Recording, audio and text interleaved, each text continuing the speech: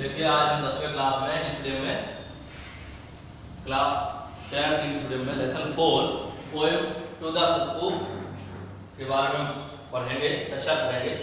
ये इसके जो पोएट हैं ये विलियम वर्ड्सवर्थ, विलियम वर्ड्सवर्थ।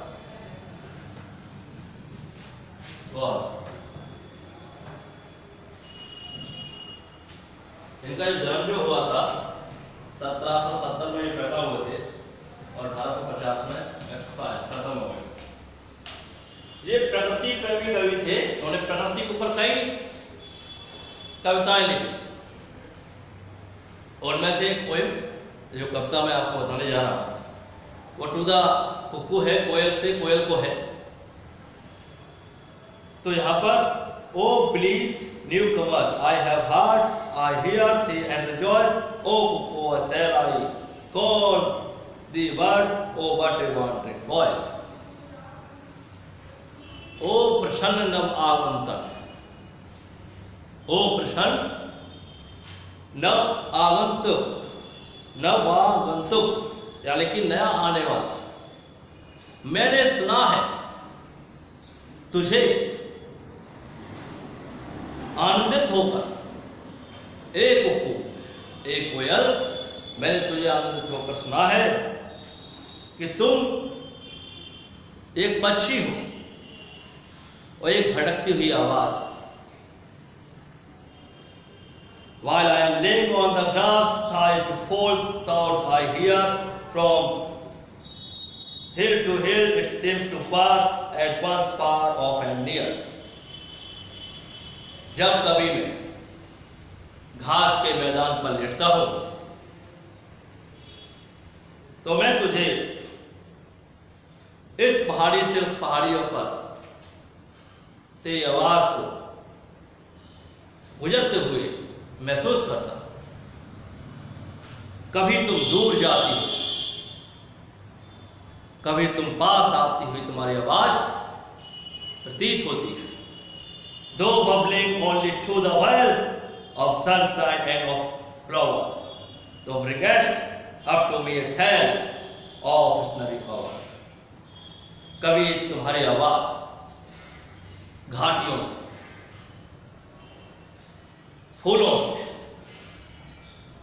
सूर्य की रोशनी से होती है या काल्पनिक दिव्य तरीके से मुझे सुनाई पड़ती है।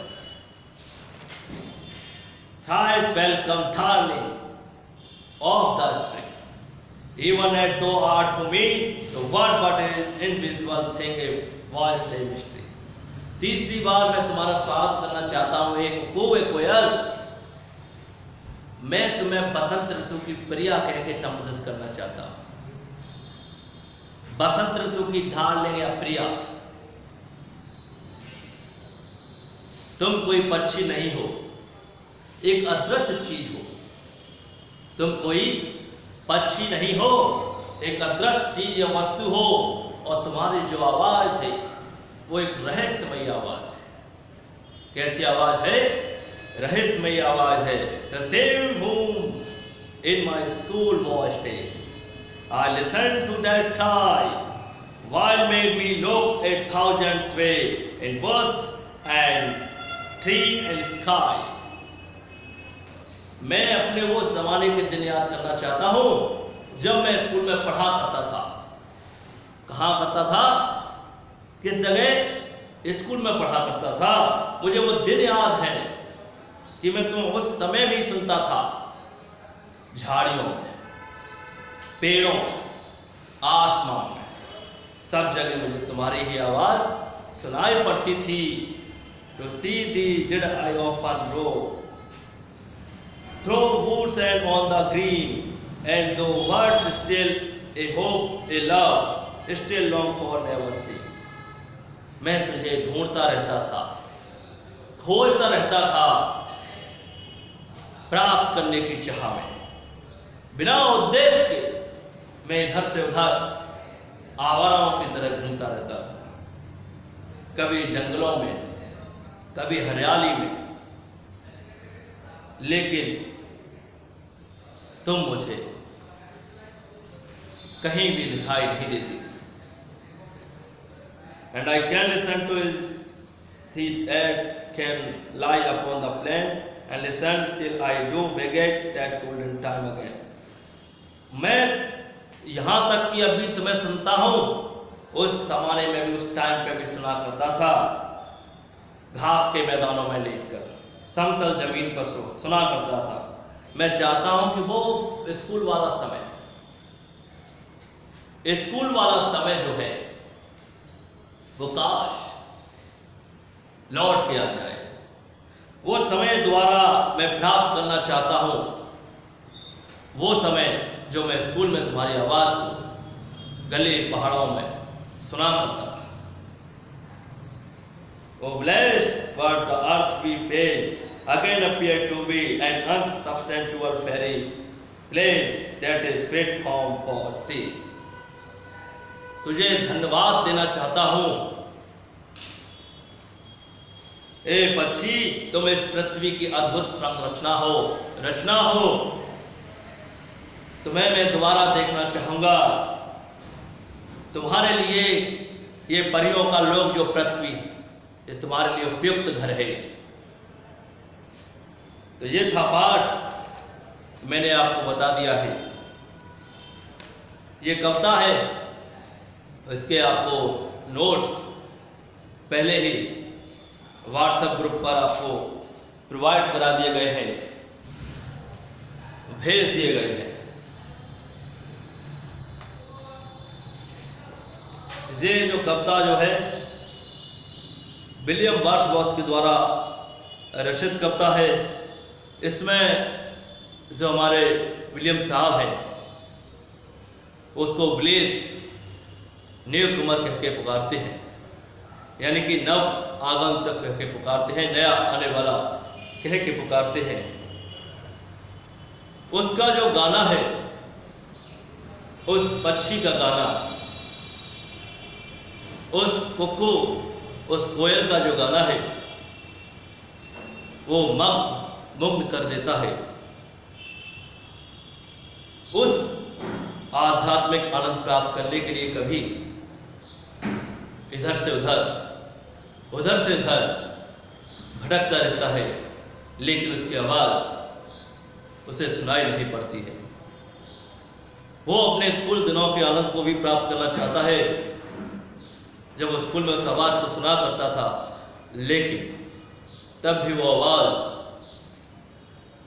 उसको सुनाई तो पड़ती थी, लेकिन आवाज कहाँ से आ रही है, वो पक्षी कहाँ है, ये उसको स्पष्ट नहीं होता था।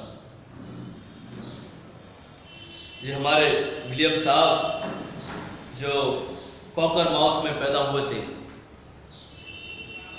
उनकी शिक्षा, he was educated at the grammar school of the Hawkshead।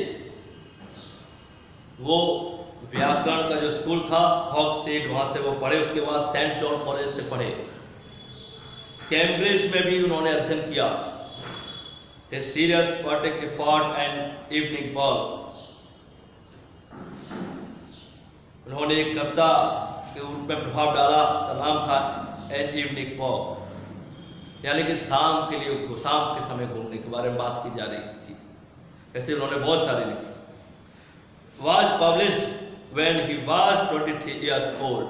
इसको प्रकाशित किया गया, इस लेख को, इस कविता का जो लेख था उसको प्रकाशित किया गया जब उनकी उम्र मात्र 23 साल थी। Later, he became a friend of the St. College and his collaboration with him wrote the lyrics plus 1798 1798 में उन्होंने गीत लिखे, कविता लिखी। उन्होंने साथ मिलकर कार्य किया एसटी कॉलेराइट्स के साथ, जो उसके दोस्त हुआ करते थे। Wordsworth's poetic career was a long one and he composed a large number of poems. Wordsworth साहब ने कई पोएम यानी कि कविताएं लिखी. He was a great admirer and essential lover of nature. वो प्रकृति प्रेमी थे, जैसा कि मैंने आपको पहले ही बताया है. जो प्रकृति के सौंदर्य से प्यार करने वाले इंसान थे. वो प्रकृति के ऊपर उन्होंने कई प्रकार के लेख लिखे. Nature for him was guide, guardians and soul of his the mortal beings.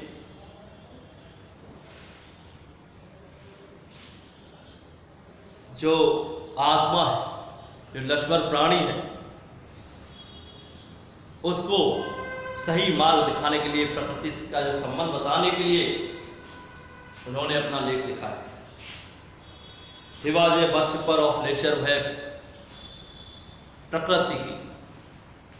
इस जो प्रकृति है, जो चारों तरफ विद्यमान है, उसकी वो पूजा भी करते थे. एक composed poem on natural object. उन्होंने जितनी भी कविताओं का संग्रह किया या उन्होंने जितनी भी कविताएं बनाई, वो सभी जो कविताएं थी या जो पोएम थी विलियम साहब की, वो मैं पहले ही बता दिया है कि वे जो कविताएं जो थी वो प्रकृति से संबंधित वस्तु पर आधारित थी. ऐसे ही ये कविता है जो प्रकृति प्रेमी से संबंधित ली गई है, जो प्रकृति के ऊपर ली गई है, जो पक्षी के ऊपर ली गई है. जो कविता थी जो मैंने आपको बता दिया, कविता के बारे में बता दिया बच्चों, और जो लेख था वो भी ऊपर मैंने बता दिया है आपको.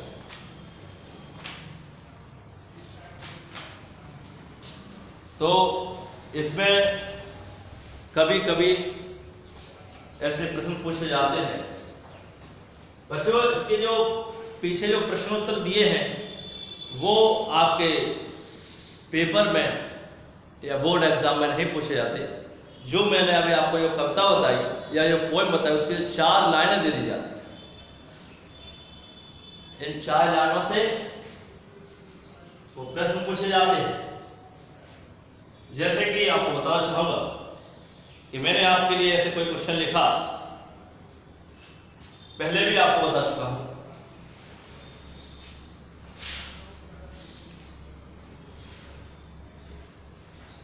देखिएगा, पीछे भी दिया है. ऐसे एक वर्ड मैंने लिख दिया आपको,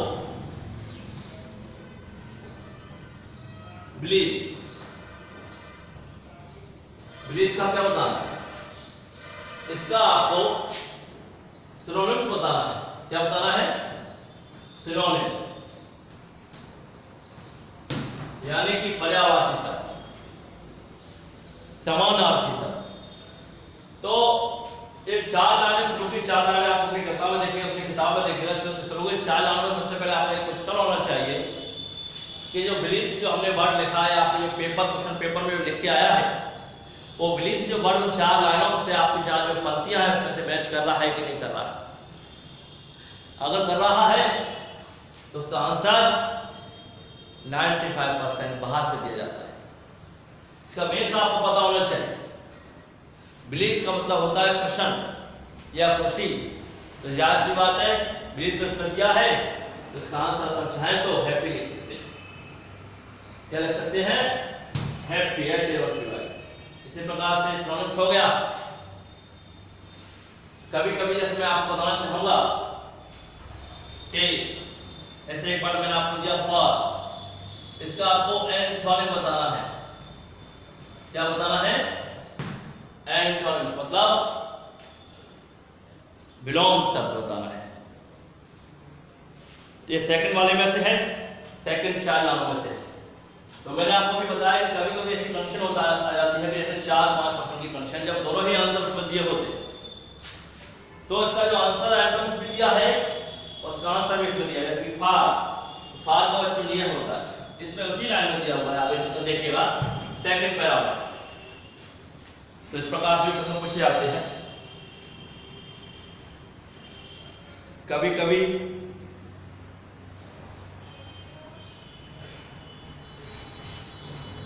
कुछ ऐसे प्रश्न हैं,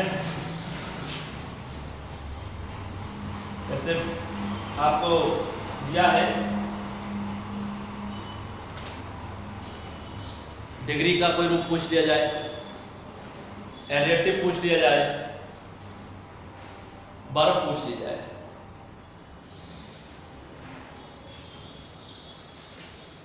अब एक बार मैं आपको बताना चाहूंगा, पेज नंबर 24 पर तीसरे वाले पैरा में एक वर्ड आया है नेवर।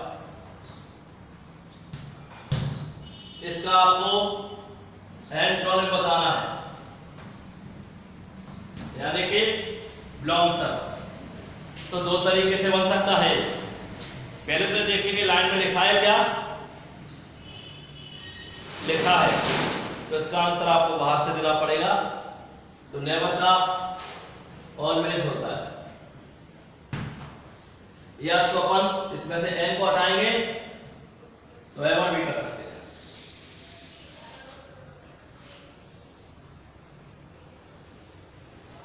देखिए मैंने आपको पहले ही बता दिया है कि एक वर्ड मैंने आपको दे दिया यहाँ पे गोल्डन, जी आपके चौथे पैरा में लास्ट लाइन में दिया हुआ है। तो गोल्डन जो वर्ड है आपको पता होना चाहिए कि वर्ब है कि डिग्री है कि नाउन है कि एडजेक्टिव है कि एडवर्ब है। गोल्डन जो वर्ड है यहाँ पर मैंने आपको लिख के दिया कि राइट द नाउन फॉर्म बताना है। इसका नाउन फॉर्म क्या होगा, गोल्डन का नाउन फॉर्म क्या बताना है आपको, संज्ञा रूप। संज्ञा रूप क्या होता है, गोल्ड हो जाएगा। क्या हो जाएगा, गोल्ड, यानी कि सोना। सोना जो है इसका संज्ञा रूप कहलाएगा। यानी कि आपको पता हो जाए गोल्डन जो वर्ड है उसमें कुछ गोल्ड में कुछ जोड़ते हैं तो उसका एडजेक्टिव रूप बनता है। तो ये तो इसका नाउन हो गया और ये इसका एडजेक्टिव रूप हो गया, एडजेक्टिव यानी कि विशेषण। गोल्डन विशेषता बता रहा है, यानी कि सुनहरा, सुनहरा इसको बोलते हैं, यानी कि विशेषता शो कर रहा है, इसलिए इसको एडजेक्टिव कहेंगे। क्या कहेंगे, एडजेक्टिव कहेंगे। और मैंने इससे पूछा आपको क्या था कि right the noun form of golden word, यानी कि गोल्डन शब्द का आपको नाउन फॉर्म बताना है। तो नाउन फॉर्म इसमें से कुछ हटा दिया हमने तो बन गया गोल्ड, जिस सोना हो गया। इस प्रकार से प्रश्न पूछे जाते हैं, ध्यान रखिएगा। कभी कभी ये पूछ लिया जाता है कि name the line from this actor. ऐसे पहले नेम द पोएम पूछ लिया, नेम द पोएट पूछ लिया। जो लाइनें दी जाएंगी पूछ लिया कि ये लाइनें कौन इसके किसने लिखा है, तो आपको कवि का नाम बताना होगा। या लाइन दे दी गई है तो नेम द पोएम या नेम द एक्सटेंट, तो आपको पोएम का नाम बताना, राइटर का नाम, पोएट का नाम और पाठ का नाम, ये भी आपको याद होना चाहिए। अक्सर पूछे जाते हैं बोर्ड पेपर में, तीन ही प्रश्न पूछे जाते हैं।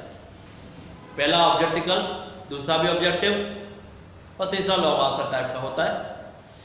3 या 4 प्रश्न पूछते हैं। तो देखिए इसलिए बता रहा हूं आपको क्योंकि ये इसके पीछे का क्वेश्चन आंसर बोर्ड पेपर में नहीं, जो पंक्तियां दी जाती हैं आपको, पंक्तियों को उस क्वेश्चन को ऊपर में रखा जाता है, उसके नीचे प्रश्न पूछे जाते हैं। तो ये था मैंने आपको बताने की कोशिश की है। अब देखिए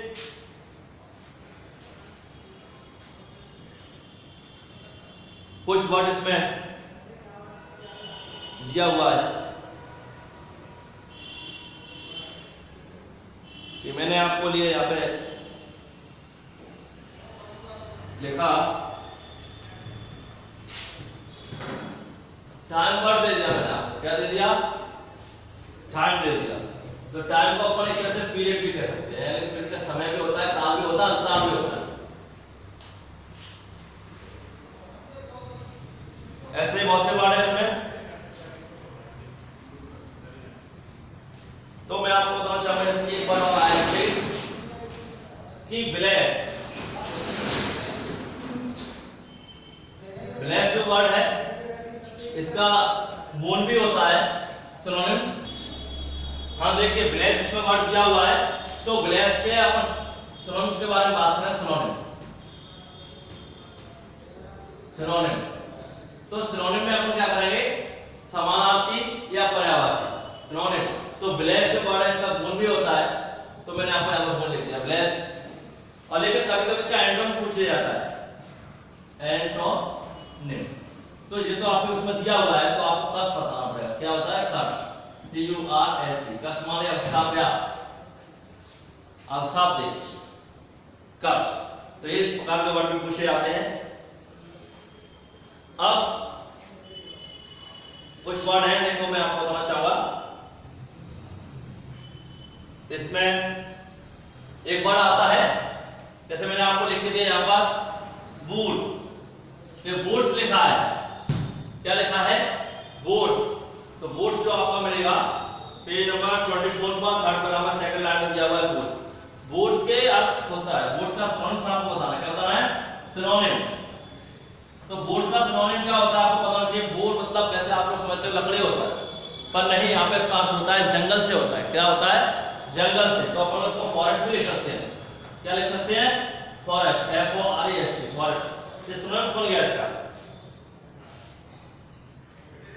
अब देखिए इसमें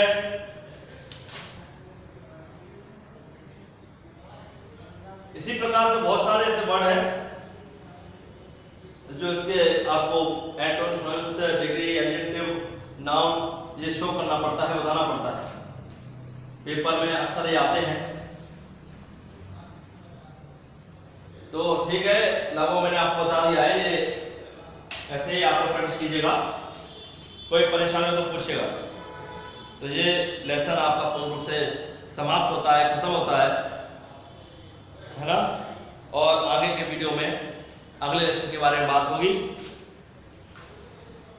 तब तक के लिए नमस्कार। और वीडियो को अगर पसंद आए तो लाइक कीजिए और हमारे चैनल को जरूर सब्सक्राइब कीजिए। ठीक है।